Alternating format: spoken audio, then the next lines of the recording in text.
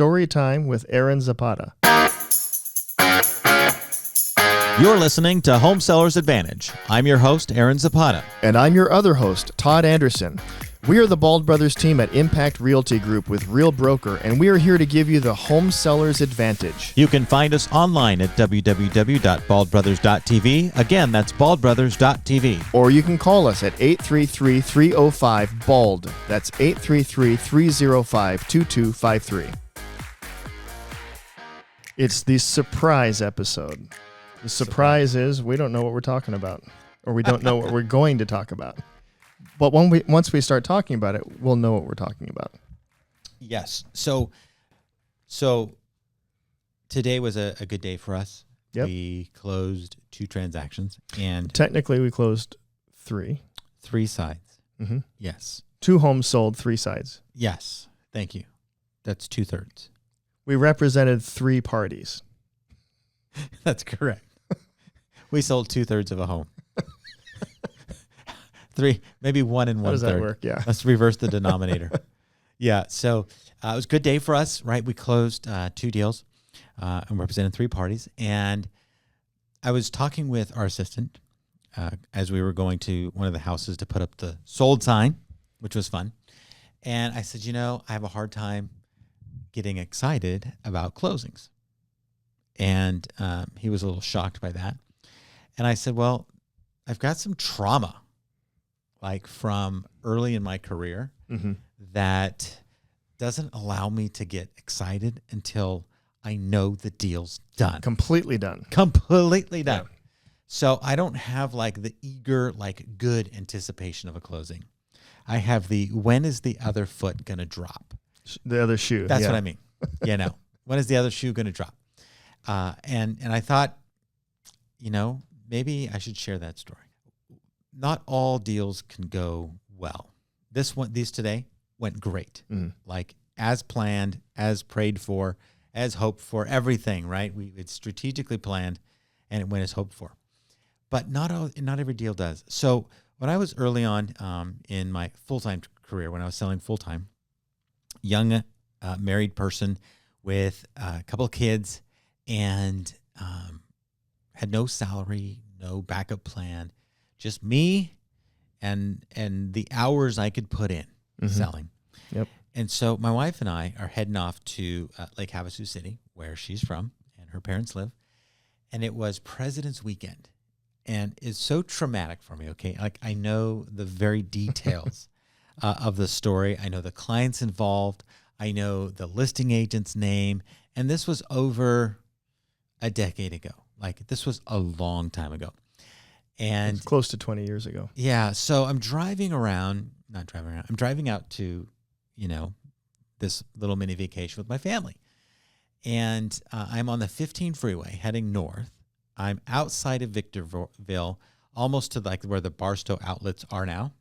Before they were like real big. Actually, when the old Barstow outlets were the outlets that are now closed down. Oh, like those ones, yeah. Behind In-N-Out, know? Yeah. And so if you've been out to Vegas and you stop there, like you know what I'm talking about.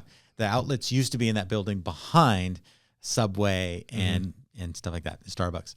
And so they're like, so I'm driving out there and not quite there.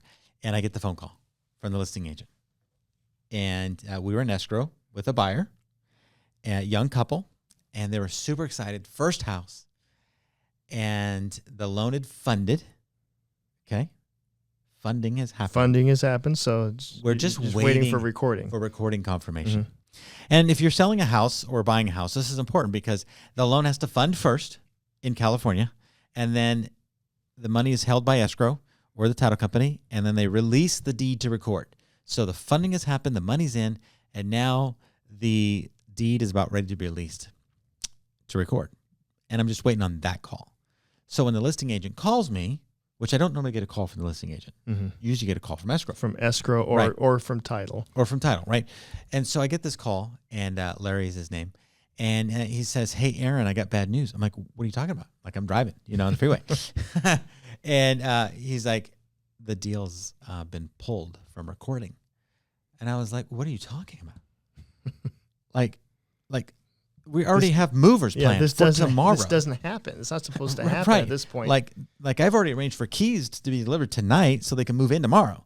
And he's like, no, the bank, and this was a bank repo that had been sold by Larry. And he said the bank found a lis pendens, a lawsuit that had been filed against them by the previous owner before it went into foreclosure. And I was like, how in the world does this happen? Yeah, why is that coming up now? Like it's 11:59 p.m. on a midnight, right? Like it doesn't happen. And he says, I don't know. I just got told the deal's dead. I had to pull over. So I got off at the next exit, which was before those outlets. And my wife's like, what are you doing? And I'm like, I have to call my clients. Like they've got to put everything on hold. They got to stop everything. Mm-hmm. So they did. I pulled over. I called them. I says, hey, I got terrible news for you.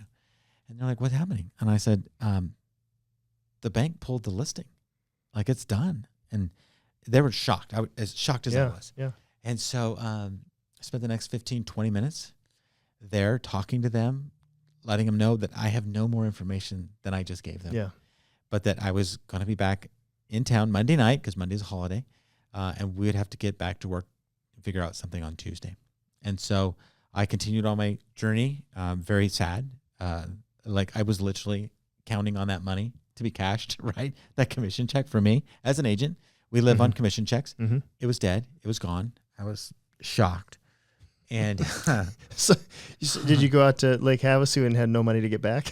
We did. I had to borrow money to get back. My wife and I were really struggling at the time too. So it was really a tough time for us. Mm-hmm.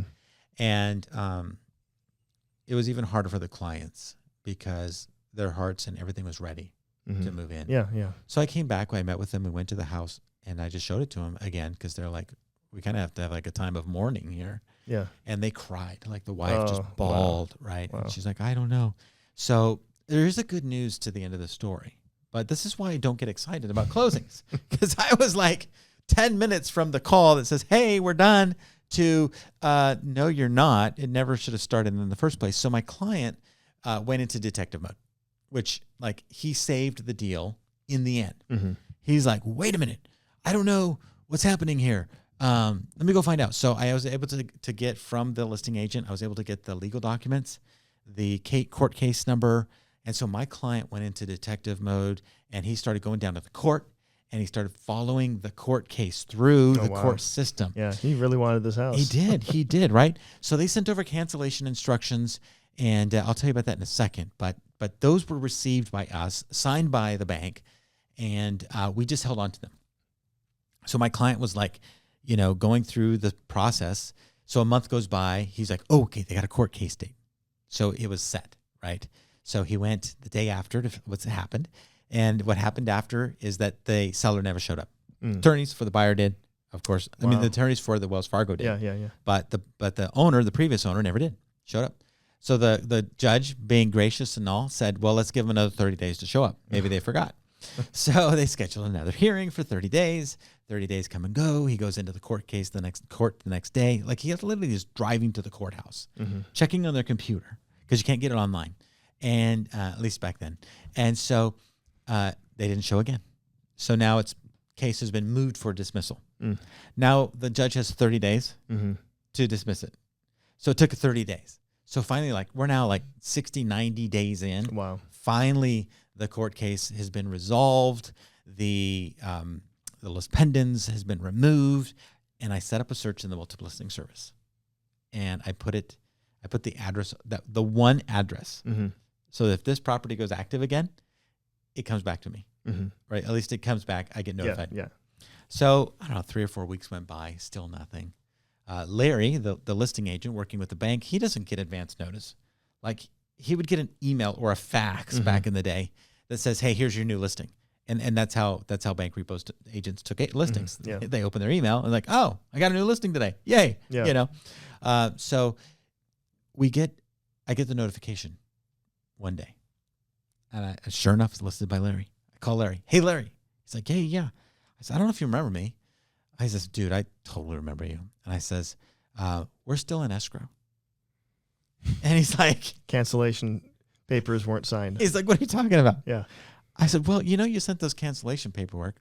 And I said, and our client never signed them because they didn't agree to the cancellation. They wanted to wait. And he's like, are you kidding? I'm like, no. He says, well, where's their earnest money deposit? I'm like, it's still at escrow. And he's like, are you kidding? I'm like, no. I said, we're in escrow. And he says, send me the offer right now. I'm going to fight for the bank to go with you guys. And to keep this short, they actually got the house. They got the house. Yeah. Under the same terms and conditions that we had written the first offer. Great. So, kudos to Larry for going to bat for us on that one.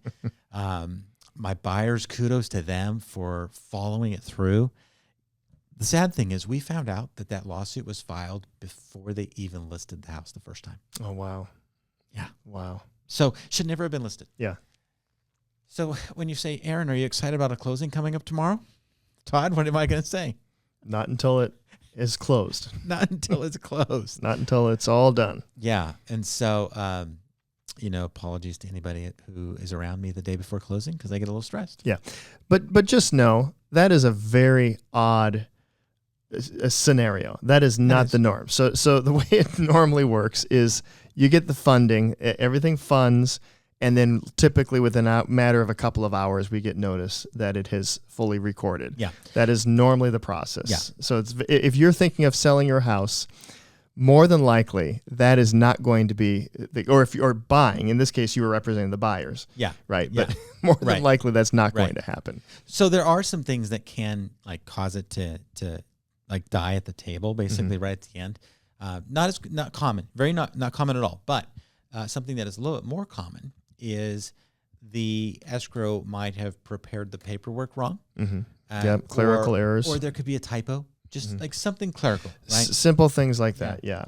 And they send it down to the recorder's office, and the recorder's office looks at the paperwork and like, that doesn't look right. We're going to have to redraft it. Yeah. And so it gets rejected. Yeah. And sometimes it's rejected by the title company when they don't like what they see because the title company releases it to record and they're the ones that are reviewing it and they're like, ooh, yeah, don't like that. Yeah. And so that needs to be revised. That might delay the deal by a day. Okay. So that's more common, but not very common. It's still not common, but Yeah. And that, of course, is a scenario that is easily worked around. And sometimes you might have a situation where the buyers have, well, hold on, we've scheduled movers for such and such a date.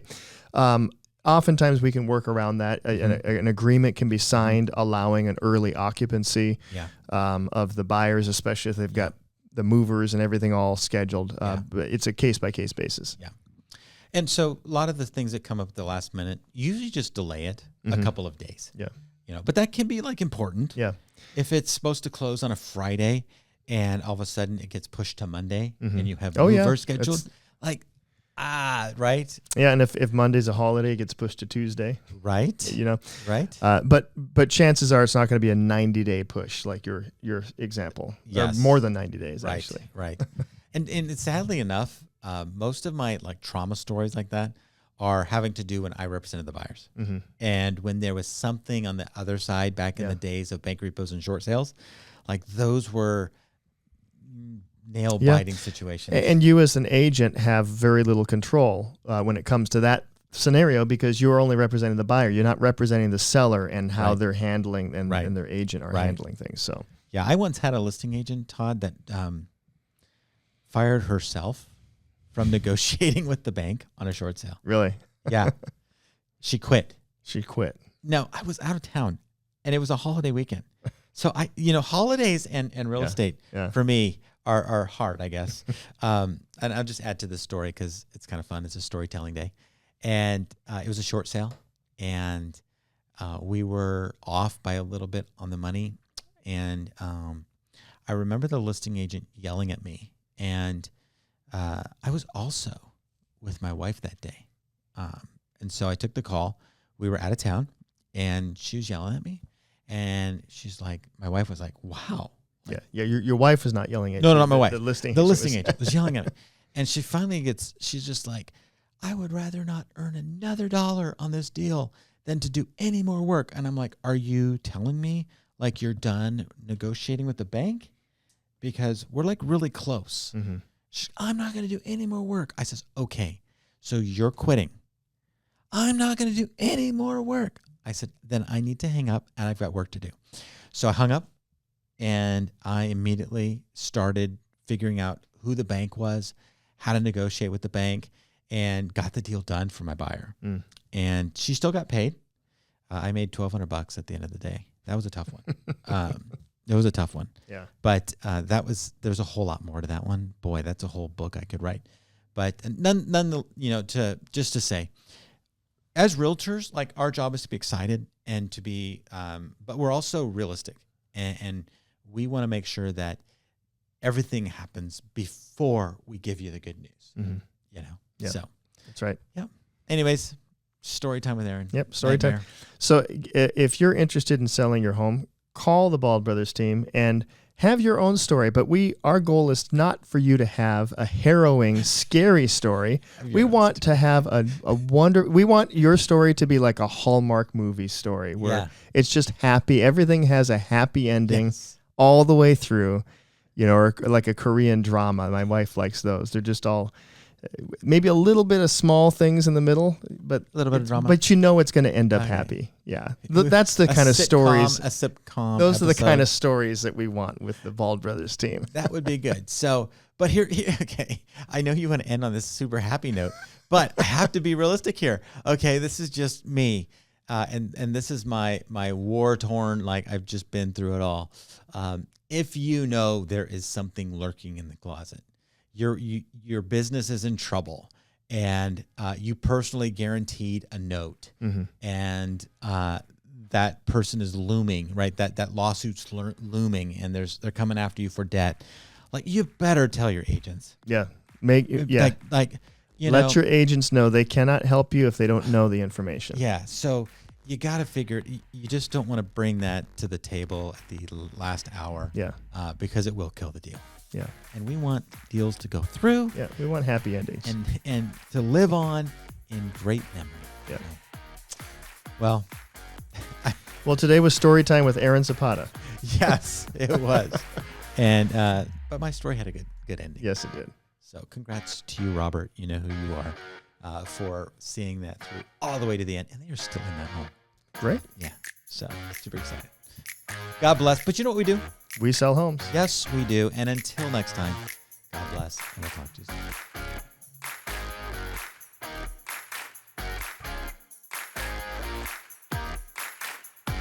Thanks for listening to the Home Seller's Advantage. The Bald Brothers team is a licensed DBA of Real Broker, licensed by the California Department of Real Estate, number 02022-092. Again, we do not give any real estate, legal, or financial advice. If you'd like to reach out to us, you can call us at 833-305-BALD, or you can reach us online at baldbrothers.tv. Equal housing opportunity.